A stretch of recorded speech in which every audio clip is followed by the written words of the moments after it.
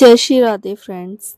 वह किसी भी हाल में सरवाइव करेगी, चाहे उसके सामने कैसी भी मुश्किल क्यों ना आए। वो हार नहीं मानेगी क्योंकि अब उसे सच्चाई का पता चल चुका था।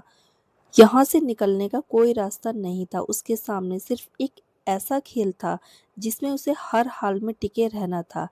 बैंक का लोन 35 लाख का था, लेकिन उसकी माँ की जिंदगी उसके लिए उससे कहीं ज्यादा कीमती थी। संजना की उंगलियां कीबोर्ड के ऊपर रुकी हुई थी, लेकिन वह कुछ टाइप नहीं कर पा रही थी।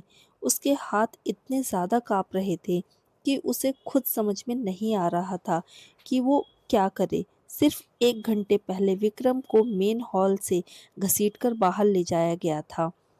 उसका चेहरा बुरी तरीके से घायल हो गया था और पूरे उसकी चीखें पूरे कंस्ट्रेट कॉरिडोर में गूंज रही थी। वे लोग हमें मार डालेंगे, यही ख्याल बार बार उसके दिमाग में घूम रहा था। यह कोई कंपनी नहीं है, यह तो एक ऐसी जगह है जहां लोगों को खत्म कर दिया जाता है। तभी उसकी छोटी सी कैबिन का ग्लास डोर तेज आवाज के साथ खुला। सामने रेशमा खड़ी थी। उसने अपने हाथ बांध रखे थे और उसके चेहरे पर एक क्रूर स्माइल थी। क्या हुआ संजना? तुम्हारा ध्यान काम पर नहीं है? रेशमा की आवाज में बनावटी मिठास साफ सुनाई दे रही थी। विक्रम की तरफ बाहर जाने का मन है क्या? संजना ने अपने गले में अटकी डर की गांठ को निगला और खुद को संभालते हुए सीधा रेशमा की आंखों में देखा। मेरा ध्यान काम पर ही है मैम, संजना ने जवाब दिया। अंदर से वह बुरी तरीके से डरी हुई थी, फिर भी उसकी आवाज में डर नहीं था। मैं बस फाइल चेक कर रही थी। अच्छा, मुझे तो लगा तुम डर गई हो। रेशमा उसके पास आई और संजना की डेस्क पर झुकते हुए बोली, याद रखना, ये कोई नॉर्मल जॉब नहीं है।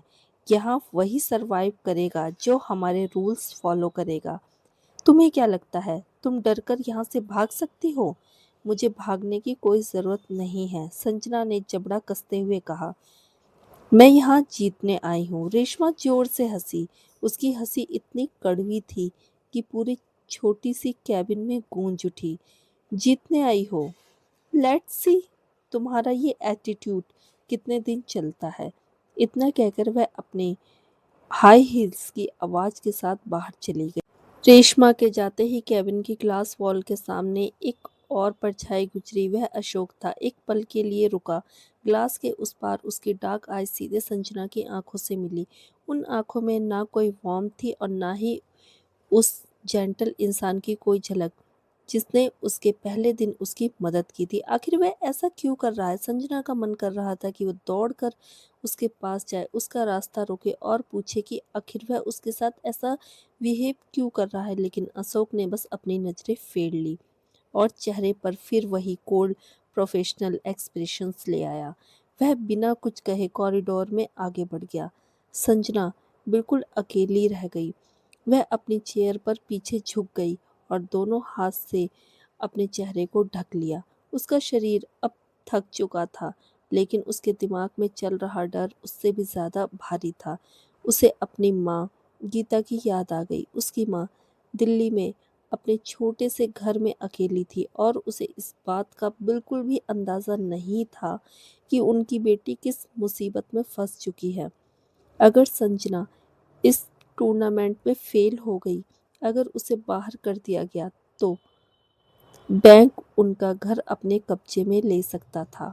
ऊपर से वे बेरहम मनी लैंडर्स उनके दरवाजे पर आ सकते थे। मैं अपनी माँ को सड़क पर नहीं आने दे सकती, उसने खाली कमरे में धीरे से कहा। मुझे ये करना ही होगा। तभी अचानक उसके कंप्यूटर स्क्रीन पर एक नोटिफिकेशन चमकी। एक तेज डिजिटल बीप कैबिन की खामोशी में गूंज उठा। स्क्रीन के नीचे एक ईमेल नोटिफिकेशन दिखाई दी। सेंडर एड्रेस अजीब था, रैंडम लेटर और नंबर से बना हुआ था। सब्जेक्ट लाइन देखते ही संजना की सांस एकदम से अटक गई। Your families little secret. कांपते हाथों से उसने नोटिफिकेशन पर क्लिक किया। स्क्रीन पर एक पीडीएफ अटैचमेंट खुल गई। जैसे जैसे वह उसे नीचे स्क्रॉल करती गई, उसके चेहरे का रंग एकदम उठता गया। उसमें उसकी माँ के अनपेड लोन, डॉक्यूमेंट्स थे। उन्होंने कितने पैसे उधार लिए थे, कितना इंटरेस्ट बाकी था, कौन-कौन से पेमेंट्स पेंडिंग थे और यहाँ तक कि उस मनी लेंडर का प्राइवेट फ़ोन नंबर भी उसमें दिया हुआ था। उन्हें ये सब कैसे पता चला? ये तो उनकी प्राइवेट फाइनेंशियल इंफॉर्मेशन थी। उसने ये डिटेल्स किसी को नहीं बताई थी, यहाँ तक कि अपने करीबी लोगों को भी नहीं। डॉक्यूमेंट्स के नीचे एक छोटा सा मैसेज लिखा था, संजना, तुम्हें लगता है कि तुम सिर्फ एक जॉब के लिए ये गेम खेल रही हो? फिर से सोचो, अगर तुम अगला राउंड हार गई या तुमने पुलिस से कांटेक्ट करने के बारे में सोचा, तो तुम्हारी माँ इसकी कीमत चुकाएगी। वह बहुत कमज़ोर है ना। अगर मनी लेंडर्स अपना पैसा लेने पहुंच गए तो बहुत बुरा हो सकता है। संजना की सांस रुक सी गई। उसकी आंखों के सामने सब धुंधला होने लगा। ईमेल के सबसे नीचे एक इमेज फाइल थी। उसने उसे खोला और अगले ही पल उसका दिल जोर से धड़कने लगा। वह उसकी माँ की तस्वीर थी। गीता अपनी पसंदीदा ब्लू साड़ी पहने हुए थी और हाथ में फूलों की छोटी सी प्लेट लिए अपने घर के पास वाले मंदिर की तरफ जा रही थी। तस्वीर दूर से ली गई थी, जैसे किसी पार्क्ड कार के अंदर से किसी ने उसकी फोटो खींची हो। तस्वीर बिल्कुल साफ थी और सबसे डरावनी बात यह थी कि यह तस्वीर आज की ही थी। कॉर्नर में डेट और टाइम स्टैम्प था, टुडे 9:15 AM। संजना के माथे पर ठंडा पसीना आ गया। उसकी माँ पर नजर रखी जा रही थी। अभी भी जब वह खुद इस जगह में फंसी हुई थी, तब कोई उसके घर के आसपास घूम रहा था और उसकी माँ पर नजर रख रहा था। संजना ने अपने डेस्क का किनारा इतनी जोर से पकड़ लिया कि उसकी उंगलियां सफेद पड़ गई। आखिर कौन कर रहा है ये सब? क्या चार्ल्स, राहुल, रेशमा या फिर अशोक? उसने अपनी माँ की तस्वीर को देखा। तस्वीर में उसकी माँ के चेहरे पर वही मासूम मुस्कान थी और उसे कुछ भी पता नहीं था कि उसकी बेटी किस खतरे में फंसी हुई है। नहीं, प्लीज नहीं। संजना की आंखों से आंसू निकल पड़े और उसने अपना हाथ मुंह पर रख लिया ताकि उसकी आवाज़ बाहर ना जाए। वह फंस चुकी थी। अगर वह यहाँ रहती तो उसकी अपनी जान खतरे में थी। अगर वो यहाँ से चली जाए तो उसकी माँ खतरे में पड़ जाती। संजना धीरे धीरे अपनी चेयर से उठी। उसके पैर कांप रहे थे। उसने ऊपर सीलिंग की तरफ देखा। कैबिन के एक कोने में छोटा सा ब्लैक डोम कैमरा लगा हुआ था। उसकी छोटी लाल लाइट लगातार ब्लिंक कर रही थी। कुछ ही सेकंड बाद कैमरे का लेंस धीरे धीरे घूमने लगा और सीधे उसकी तरफ आकर रुक गया। वह उसे देख रहा था। वह उसकी हर रिएक्शन रिकॉर्ड कर रहा था, उसकी आंखों से निकलते हुए आंसू तक। तभी संजना को असली बात समझ में आई कि कोई उस पर नजर रख रहा था। कोई ऐसा था जो उसकी जिंदगी के बारे में सब कुछ जानता था। अगली सुबह उसके कंप्यूटर स्क्रीन पर एक मेल आया जो किसी ठंडी धमकी से कम नहीं लग रहा था। वह ह्यूमन रिसोर्सेज पोर्टल से आया था और प्रेसिडेंट टूर्नामेंट में बचे सभी कॉन्टेस्टेंट्स को भेजा गया था। Subject mandatory dress code alignment. Sanjana glowing monitor को घूरती रही। उसकी उंगलियां डेस्क के किनारे पर थी और हल्का हल्का कांप रही थी। उसकी छोटी सी कैबिन की एयर कंडीशनिंग आज कुछ ज़्यादा ही ठंडी लग रही थी। हवा में सिंथेटिक लेवेंडर और पुराने कागजों की हल्की सी स्मेल थी। ऊपर कॉर्नर में सिक्योरिटी कैमरा का लेंस लगातार घूम रहा था और उसकी छोटी ग्रीन लाइट ऐसे ब्लिंक कर रही थी जैसे कोई लगातार उस पर नजर रख रहा हो। यहाँ हर वक्त कोई ना कोई उन्हें देख रहा था। तभी उसकी कैबिन का डोर बिना नॉक किए हुए खुला। दरवाजे पर रेशमा खड़ी थी। उसके एक हाथ के नीचे एक स्लीक ग्लॉसी ब्लैक बॉक्स दबा हुआ था। उसके होठों पर गहरी लाल लिपस्टिक थी और चेहरे पर ऐसी मुस्कान थी जो उसकी आंखों तक बिल्कुल नहीं पहुंच रही थी। तुम्हारे लिए स्पेशल डिलीवरी संजना, रेशमा ने कहा रेशमा ने कहा और अंदर आई। उसने भारी बॉक्स संजना की डेस्क पर पटक दिया। उसने ठीक उन डॉक्यूमेंट्स के ऊपर जिसमें संजना के बैंक डेबिट लिखे थे। एमडी सर चाहते हैं कि तुम कल से प्रोफेशनल देखो, संजना ने बॉक्स को देखा और फिर रेशमा की तरफ देखा। यूनिफॉर्म। हाँ, यूनिफॉर्म, रेशमा ने हाथ बांधते हुए कहा। सभी फीमेल्स कैंडिडेट्स को आज ही मिल रही है। Open it. मुझे भी देखना है कि तुम पर कैसी लगेगी। संजना के गले में फिर वही घुटन सी होने लगी। उसे अपनी माँ याद आ गई। उसे कल वाला वह डरावना फोटोग्राफ याद आया जिसमें उसकी माँ मंदिर के पास जा रही थी और उसे बिल्कुल अंदाज़ा नहीं था कि कोई उस पर नज़र रख रहा था। उसे हर हाल में इस टूर्नामेंट में सरवाइव करना था। उसे यहीं रहना था। उसने धीरे-धीरे बॉक्स का लिड हटाया। अंदर टिश्यू पेपर था। उसने उसे हटाया तो नीचे चमकीले गहरे क्रिम्सन रंग का कपड़ा दिखाई दिया। संजना की सांस अटक गई। उसने कांपते हाथों से कपड़ा बाहर निकाला और जैसे ही वह पूरा खुला, उसके चेहरे पर शौक साफ दिखाई देने लगी। यह कोई कॉर्पोरेट यूनिफॉर्म नहीं है। वह बेहद छोटा वह बेहद छोटा और ऐसा आउटफिट था जिसे पहनना उसके लिए अपमानजनक था, किसी शर्मिंदगी से कम नहीं था। उसका डिज़ाइन जानबूझकर ऐसा रखा गया था कि पहनने वाले को असहज और शर्मिंदगी महसूस हो। ये क्या है? संजना ने धीमी लेकिन गुस्से से भरी आवाज़ में पूछा। रेशमा हंस पड़ी। उसकी हंसी पूरे ग्लास कैबिन में गूंज गई। मैंने कहा ना, uniform. Dynamic corporation image. Sanjana, modern thinking. ये कोई कॉर्पोरेट यूनिफॉर्म नहीं है। संजना ने उस कपड़े को कसकर पकड़ते हुए कहा। ये घटिया है। मैं इसे कभी भी नहीं पहनूंगी। रेशमा के चेहरे की मुस्कान उसी वक्त गायब हो गई। उसकी आंखें गुस्से से सिकुड़ गई। तुम्हारे नखरे खत्म ही नहीं होते, है ना? रेशमा उसके और करीब आ गई। तुम यहाँ एक भिखारी की तरह आई थी संजना। अपनी मिडिल क्लास वैल्यू भूल जाओ। अगर तुम्हें 10 लाख चाहिए तो वही करना पड़ेगा जो मैं कहूँगी। संजना की आंखों में गुस्सा भर आया। मेरी वैल्यू बिकाऊ नहीं है, उसने ऊंची आवाज में कहा। I am a candidate for a professional position, not a toy for your board meetings. चिल्लाओ मत, रेशमा ने जहर भरी आवाज में कहा। ये टूर्नामेंट के रूल्स हैं। यूनिफॉर्म पहनो या फिर अभी के अभी यहाँ से निकल जाओ। But remember your mother. Debate, हाँ? एक सिग्नेचर और तुम्हारा घर सड़क पर होगा। संजना को लगा जैसे उसके पैरों के नीचे से जमीन खिसक गई हो।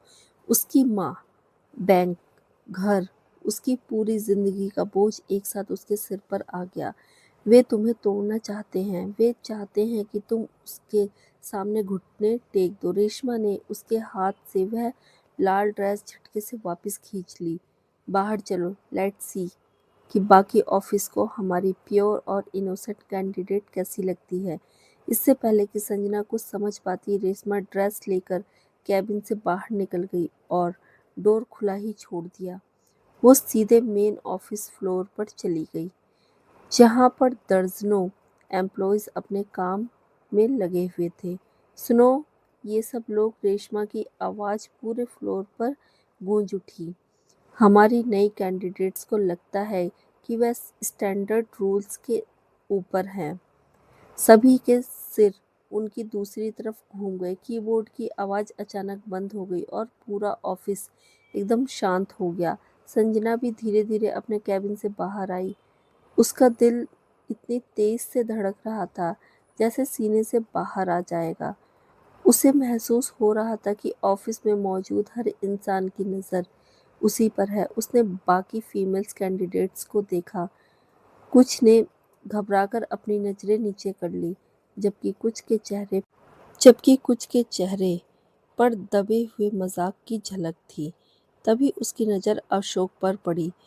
वह ऊपर ग्लास रेलिंग के पास खड़ा होकर नीचे का पूरा सेंस देख रहा था।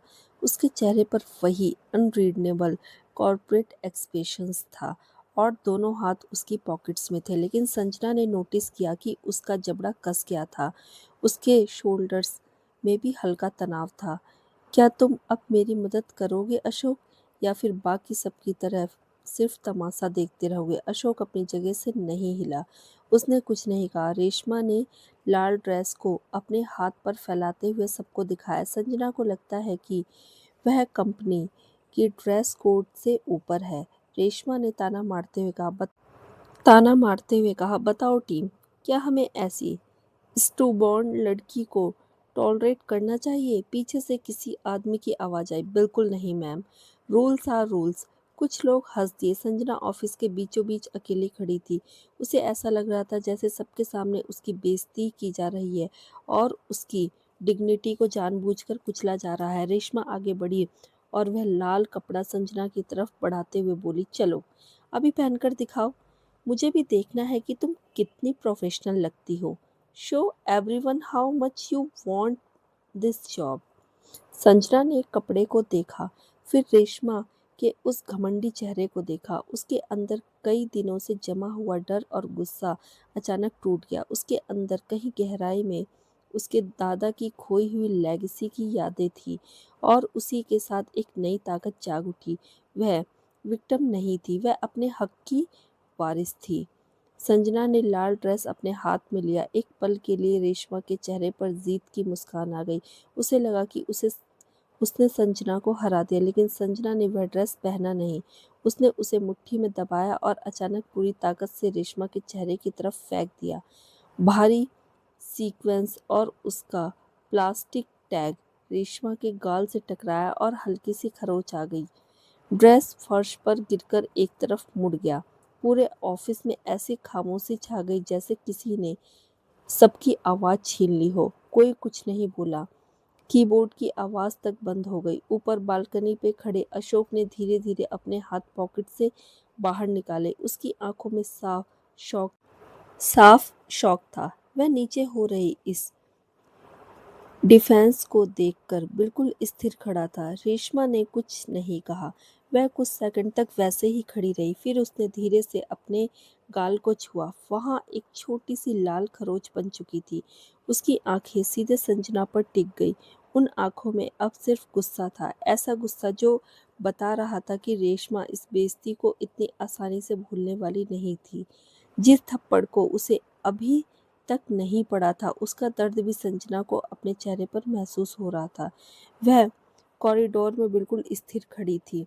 उसकी नज़र फर्श पर पड़े उस क्रीमिश यूनिफॉर्म पर टिकी हुई थी जो उसके और रेशमा के बीच में पड़ा था। पूरे ऑफिस फ्लोर पर ऐसी खामोशी थी कि संजना को अपनी सांसों की आवाज़ तक सुनाई दे रही थी। तभी उसके पीछे से एक ठंडी और सख्त आवाज़ गूंजी, rule are rule Sanjana. Rahul executive corridor से बाहर आया। उसके दोनों हाथ पॉकेट्स में थे और उसकी नज़र संजना पर थी। अगर कंपनी का हर ऑर्डर फॉलो नहीं करना तो तुम्हारा करियर यहाँ से शुरू होने से पहले ही खत्म हो जाएगा। राहुल ने धीमी लेकिन धमकी भरी आवाज में कहा। तुम्हें क्या लगता है यहाँ कोई मजाक चल रहा है क्या? संजना ने अपनी मुठ्ठियां तेज से कस ली। This is not a uniform, it's a humiliation. Humiliation. Rahul ने उसका मजाक उड़ाते हुए हंस दिया। तुम्हारे पास चॉइस कब से होने लगी? Remember what is at stake. इससे पहले कि संजना कुछ जवाब देती, पॉलिश्ड हॉलवे में भारी कदमों की आवाज गूंजने लगी। अशोक सामने आया। उसके चेहरे पर बिल्कुल कोई इमोशंस नहीं था। उसने फर्श पर पड़े उस कपड़े की तरफ देखा तक नहीं। उसने रेशमा की स्क्रैच चीक की तरफ भी नहीं देखा। उसकी नज़र सीधे संजना पर जाकर रुक गई। एक पल के लिए संजना को उसकी डार्क आंखों में घबराहट की हल्की सी झलक दिखाई दी, लेकिन अगले ही पल उसका चेहरा बदल गया। उसकी आंखों में ठंडापन आ गया और चेहरे पर ऐसा एक्सप्रेशन था जैसे उसे संजना से बेहद नफरत हो। देखा आपने राहुल सर, अशोक ने जहर भरी आवाज में कहा। मैंने पहले ही कहा था ये लड़की बिल्कुल इनकॉम्पिटेंट है। इसे लगता है जैसे ये कोई धर्मशाला है। संजना की सांस अटक गई। उसके सीने में वही पुराना दर्द फिर से उठ गया जो उसे बचपन से उन यादों की तरफ ले जा रहा था जब उसे बार बार महसूस कराया गया कि वह किसी काम की नहीं है। अशोक उसके मुंह से धीरे से निकला, मेरा नाम मत लो। अशोक ने तुरंत उसे रोक दिया। वह उसके बिल्कुल पास आया। तुम्हारी औकात क्या है संजना? तुम जैसे लोगों को तो सड़क पर भीख मांगनी चाहिए। Go back on the street. यहाँ प्रेसिडेंट बनने के सपने मत देखो। उसके सब संजना के दिल में सीधे जाकर लगे। आसपास खड़े लोगों की फुसफुसाहट उसके कानों में गूंजने लगी। रेशमा ने हाथ बांधकर मुस्कुराते हुए उस तमाशे को देखा। एग्जैक्टली अशोक, तुमने इसे इसकी सही जगह दिखा दी। अशोक ने उसकी तरफ देखा, बिना संजना को घूरते हुए कहा, अगर कल सुबह तक तुमने ढंग से काम नहीं किया तो मैं खुद तुम्हें धक्के देकर इस ऑफिस से बाहर निकालूंगा। Get out of my site. Sanjana ने उसकी तरफ एक पल देखा और फिर वहां से चली गई। वह भागती हुई खाली स्टेयरवेल में पहुंची और अंदर से डोर बंद कर लिया। उसके सीने में तेज धड़कनें हो रही थी। उसकी आंखों में आखिरकार आंसू निकल पड़े। उसने अपना फ़ोन निकाला। उसके हाथ अभी भी काँप रहे थे। स्क्रीन पर वही फ़ोटोग्राफ मौजूद था जिसमें उसकी माँ मंदिर के पास जा रही थी। तस्वीर में उसकी माँ से कुछ दूरी पर एक परछाई भी दिखाई दी। फिर उसकी नज़र बैंक के फाइनल नोटिस पर गई जिसमें उनके घर को लेकर आखिरी वार्निंग दी गई थी, 10 लाख हर महीने। यही वो रकम थी जो उसकी माँ की जिंदगी और उनके घर के बीच खड़ी थी। संजना ने अपने कांपते हाथों को देखा। अशोक की बातें उसके दिमाग में बार बार गूंज रही थी। Go back on the street. नहीं, उसने खुद से कहा। उसने अपने आंसू पोंछे और उसकी आंखों में एक नया डिटर्मिनेशन आ गया। मैं नहीं झुकूंगी, मैं भीख नहीं मांगूंगी, मैं इन्हें खुद को तोड़ने नहीं दूंगी। अगर इन्हें लगता है कि मैं इनके इस घटिया गेम का हिस्सा बनूंगी तो ठीक है, मैं खेलूंगी, लेकिन इतनी अच्छी तरह से इन्हें मुझे यहाँ बुलाने का पछतावा होगा। वह वापस अपनी कैबिन में गई और उस बॉक्स को उठाया जिसमें वह क्रीमी ड्रेस रखा था। उसने उसे अपने सीने से कसकर लगा लिया। अगली सुबह पूरा ऑफिस धीमी आवाज में बातें कर रहा था और बातों से गूंज रहा था। सभी कैंडिडेट्स मेन फ्लोर पर एक लाइन में खड़े थे। सामने रेशमा क्लिपबोर्ड हाथ में लिए खड़ी थी। वह बिल्कुल ऐसी लग रही थी जैसे किसी राजा की तरह अपने सामने खड़े लोगों का इम्प्रेशन करने आई हो। उसकी नज़र लगातार एंट्रेंस पर थी और उसके चेहरे पर एक स्मग स्माइल थी। वह इंतज़ार कर रही थी कि संजना अपना सामान लेकर ऑफिस से बाहर निकल जाए। तभी ग्लास डोर खुला। पूरा ऑफिस अचानक शांत हो गया। संजना अंदर आई और इस बार उसे वही वही छोटी क्रीम्स यूनिफॉर्म पहन लिया था। वह आउटफिट बेहद छोटा और असहज करने वाला था, लेकिन संजना ने अपना सिर नहीं झुकाया। उसकी ठोड़ी ऊपर थी, कंधे सीधे थे और उसकी नज़र बिल्कुल सामने थी। वह ऐसे चल रही थी जैसे उसने अपने ऊपर कोई आर्मोर पहन लिया हो। ऑफिस में खड़े बाकी कैंडिडेट्स के चेहरे पर शौक साफ दिखाई दे रहा था। कुछ ने हैरानी से एक दूसरे को देखा। रेशमा की स्मग स्माइल गायब हो गई। उसने क्लिपबोर्ड इतनी जोर से पकड़ लिया कि उसकी उंगलियां एकदम सफ़ेद पड़ गई। संजना सीधे उसके कान में जाकर रुक गई। उसने बिना घबराए कहा, गुड मॉर्निंग रेशमा मैम। आपने ही तो कहा था कि ऑफिस यूनिफॉर्म पहनना ज़रूरी है। मैंने बस अपना काम किया है। रेशमा कुछ सेकंड उसे घूरती रही। उसकी आंखों में गुस्सा साफ दिखाई दे रहा था। उसका पूरा प्लान उल्टा पड़ चुका था। वह चाहती थी कि संजना शर्मिंदा होकर टूट जाए और जॉब छोड़ दे, लेकिन उसके सामने अब एक ऐसी लड़की खड़ी थी जिसने अपनी मजबूरी को ही अपनी ताकत बना लिया। ऑफिस के दूसरे कोने से अशोक उसे देख रहा था।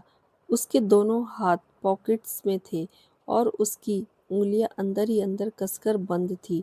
उसके चेहरे पर कोई इमोशंस नहीं था, लेकिन उसकी आवाज़ में संजना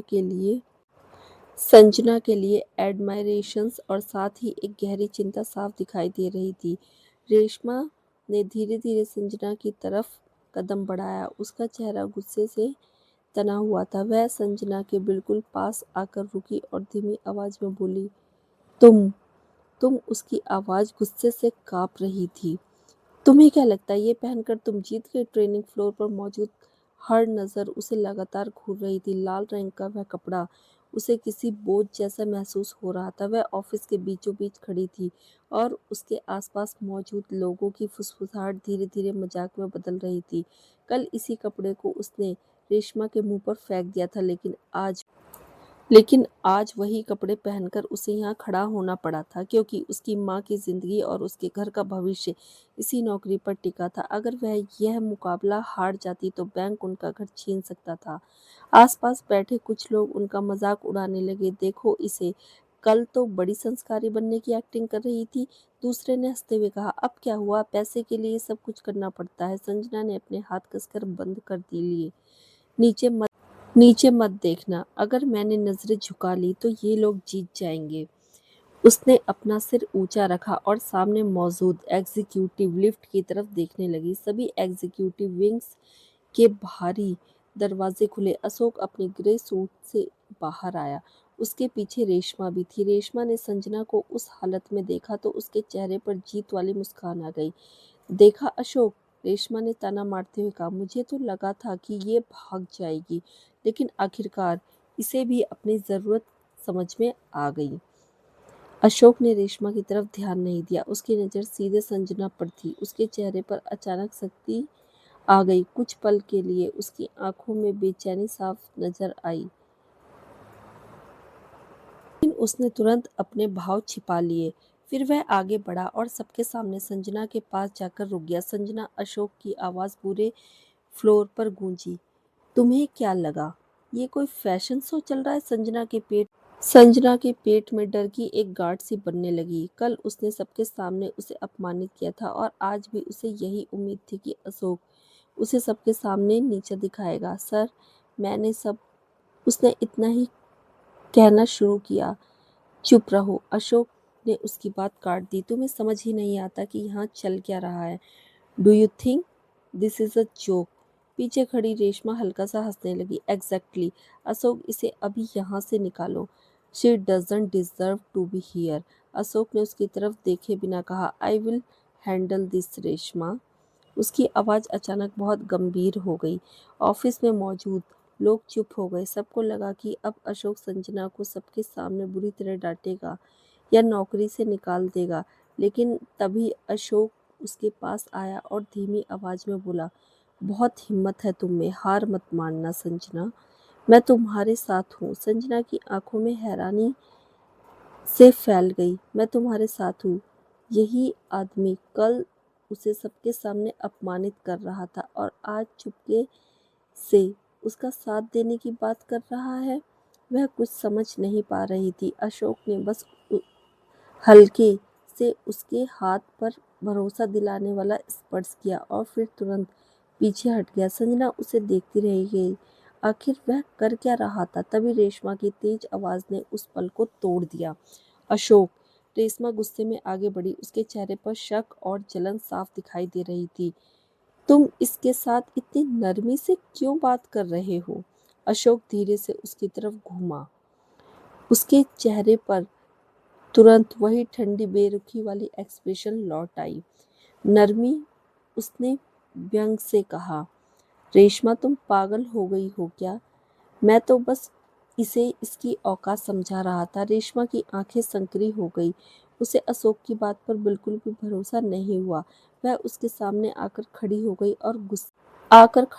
और गुस्से में बोली, मुझे बेवकूफ मत बनाओ। अशोक, मैंने देखा है कि तुम इसके साथ कैसे पेश आ रहे थे। संजना चुपचाप दोनों को देख रही थी। उसे अब यकीन हो चुका था कि अशोक के मन में कोई ऐसा राज जरूर था जिसे वह सबसे छिपा रहा था। लेकिन वह राज क्या था? और क्या अशोक सच में उसका साथ दे रहा था, या यह भी उसी खतरनाक खेल का हिस्सा था? दरवाजा लॉक होने की आवाज आई, भारी और आखिरी सी। संजना ने तुरंत दरवाजे का हैंडल पकड़ लिया, लेकिन उसके हाथ ठंडे धातु पर फिसल गए। हेलो, कोई है? दरवाजा खोलो, उसने जोर से आवाज लगाई। कोई जवाब नहीं आया। सिर्फ एग्जीक्यूटिव वॉशरूम के एग्जॉस्ट फैन की धीमी आवाज सुनाई दे रही थी। तभी अचानक वह आवाज भी बंद हो गई। फैन रुक गया और पूरा कमरा एकदम शांत हो गया। बहुत घमंड है ना तुममें? रेशमा की आवाज दरवाजे के दूसरी तरफ से सुनाई दी। उसकी आवाज में अजीब सी खुशबू थी। अब देखते हैं तुम यहाँ फंस जाओगी या तुम्हारा ये घमंड कितनी देर टिकता है। रेशमा, दरवाजा खोलो। संजना ने दरवाजे पर जोर से हाथ मारा। तुम तुम ऐसा नहीं कर सकती, प्लीज। बाहर से रेशमा की धीमी आवाज आई। मैंने कर दिया। उसके बाद उसके कदमों की आवाज दूर होती चली गई। संजना ने घबराहट के मारे पीछे मुड़कर देखा। कमरे की हवा अचानक भारी लगने लगी थी। फर्श के आसपास से हल्का सा पीला धुआं ऊपर उठता दिखाई दे रहा था। कोने में सफाई के सामान का एक ड्रम खुला हुआ था और उससे तेज गंध फैल रही थी। संजना को तुरंत समझ में आ गया कि कुछ गलत हो रहा है। वह मुझे मारना चाहती है। डर से उसका दिल जोर-जोर से धड़कने लगा। उसने जैसे ही सांस लेने की कोशिश की, उसकी आंखों में जलन होने लगी और उसे जोर से खांसी आने लगी। वह तुरंत दीवार के पास बने छोटे से वेंटिलेशन विंडो की तरफ भागी, लेकिन वह बंद थी। बचाओ, कोई है? उसने पूरी ताकत से चिल्लाया, लेकिन उसकी आवाज़ धीरे-धीरे एकदम से कमज़ोर पड़ने लगी। उसकी आंखों से पानी आने लगा और उसे ठीक से दिखाई भी नहीं दे रहा था। उसके पैर जवाब देने लगे और वह धीरे-धीरे दरवाजे के पास नीचे बैठ गई। नहीं, मुझे यहाँ से निकलना होगा। उसे अपनी माँ का ख्याल आया। उसकी माँ घर पर अकेली थी और उसे बिल्कुल अंदाज़ा नहीं था कि उसकी बेटी किस मुसीबत में फंसी हुई है। अगर संजना को कुछ हो जाता तो उसकी माँ अकेली पड़ जाती और उनका घर भी हाथ से निकल जाता। मुझे बाहर निकलना ही होगा, उसने खुद से कहा। उसने दरवाजे तक पहुंचने की कोशिश की, लेकिन शरीर में ताकत नहीं बची थी। उसकी आंखों के सामने अंधेरा छाने लगा। तभी अचानक ऊपर की खिड़की का शीशा टूटने की तेज आवाज आई। कांच के टुकड़े नीचे गिर पड़े। संजना ने आधी बंद आंखों से आधी बंद आंखों से देखा कि खिड़की से एक काला साया अंदर आया। उसने काले कपड़े और चेहरे पर मास्क पहन रखा था। वह तेजी से संजना के पास पहुंचा। उसकी आस्तीन थोड़ी ऊपर हुई तो उसकी कलाई पर एक लंबा सा निशान दिखाई दिया। यही है वो मदद करने वाला आदमी। वह उसके पास झुका और तुरंत एक गीला कपड़ा उसके मुंह पर और नाक के पास रख दिया। श्श, कुछ मत बोलो, उसने धीमे और बदली हुई आवाज में कहा। मैं तुम्हें यहाँ से बाहर निकाल रहा हूँ, आंखें बंद करो। संजना उससे पूछना चाहती थी कि वह कौन है। वह उसका चेहरा देखना चाहती थी, लेकिन उसके शरीर में इतनी भी ताकत नहीं बची थी कि वह कुछ कर सके। उसने बस उसके जैकेट को पकड़ लिया। वह आदमी उसे संभालकर उठाकर वहां से बाहर ले गया। उसके कपड़ों से बारिश और तंबाकू जैसी हल्की गंध आ रही थी, जो उस घुटन भरे कमरे से बिल्कुल अलग थी। उसके बाद संजना की आंखों के सामने अंधेरा छा गया। कुछ देर बाद संजना अचानक हड़बड़ाकर उठकर बैठी। उसने गहरी सांस ली। अब उसके आसपास साफ और ठंडी हवा थी। वह घबराकर इधर-उधर देखने लगी। वह उस जहरीले धुएं वाले वॉशरूम में नहीं थी। वह अपने ही ऑफिस के क्यूबलिंग में बैठी थी। बाहर दोपहर की धूप चमक रही थी, जैसे कुछ हुआ ही ना हो। उसके कपड़े भी सूखे थे, हालांकि उसके बालों में अभी भी हल्की सी अजीब गंध थी। उसकी टेबल पर पानी के कप के पास एक छोटा सा मुड़ा हुआ कागज रखा था। संजना ने कांपते हाथों से उसे उठाकर खोला। उस पर लिखा था, तुम जितना वे सोचते हैं उससे कहीं ज्यादा मजबूत हो। उन्हें तुम्हें तोड़ने मत देना। खेल अभी शुरू हुआ है। संजना उन शब्दों को घूर रही ही थी। वही रहस्यमयी इंसान आखिर था कौन? वह बार-बार उसकी मदद क्यों कर रहा था और हर बार बिना कोई निशान छोड़े गायब कैसे हो जाता था? तभी अचानक पूरे ऑफिस के कंप्यूटर स्क्रीन एक साथ चमक उठे। कंपनी का लोगो गायब हो गया और उसकी जगह मैनेजिंग डायरेक्टर चार्ल्स का लाइव वीडियो दिखाई देने लगा। चार्ल्स अपनी बड़ी सी मेज के पीछे बैठा था। उसके चेहरे पर अजीब सी शांति थी, लेकिन उसकी आंखों में साफ खतरा नजर आ रहा था। गुड मॉर्निंग कैंडिडेट्स, चार्ल्स ने कहा। उसकी आवाज पूरे ऑफिस में लगे स्पीकर में गूंजने लगी। उम्मीद है आप सभी हमारे इस छोटे से टूर्नामेंट के माहौल से के साथ एडजस्ट कर रहे होंगे। आज से हमारा पहला ऑफिशियल इवैल्यूएशन शुरू हो रहा है।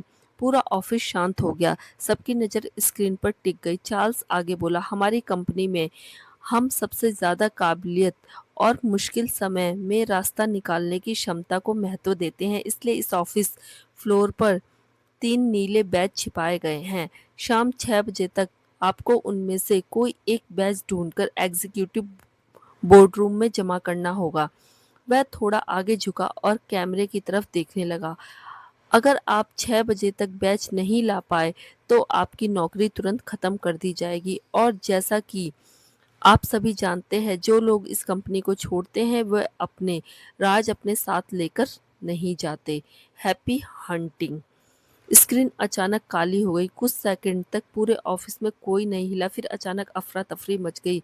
मुझे पहले ढूंढना है, एक कर्मचारी चिल्लाया और उसने अपनी टेबल के नीचे रखी चीजें उलट-पुलट करनी शुरू कर दी। दूसरा फाइल कैबिनेट खोलते हुए चिल्लाया, फाइलिंग कैबिनेट चेक करो। देखते ही देखते पूरा ऑफिस अस्त-व्यस्त हो गया। लोग दराज खोल रहे थे, फाइलें फेंक रहे थे और एक दूसरे को पीछे धकेलते हुए बैच ढूंढ रहे थे। कुछ ही मिनटों में ऑफिस का सारा प्रोफेशनल माहौल गायब हो चुका था।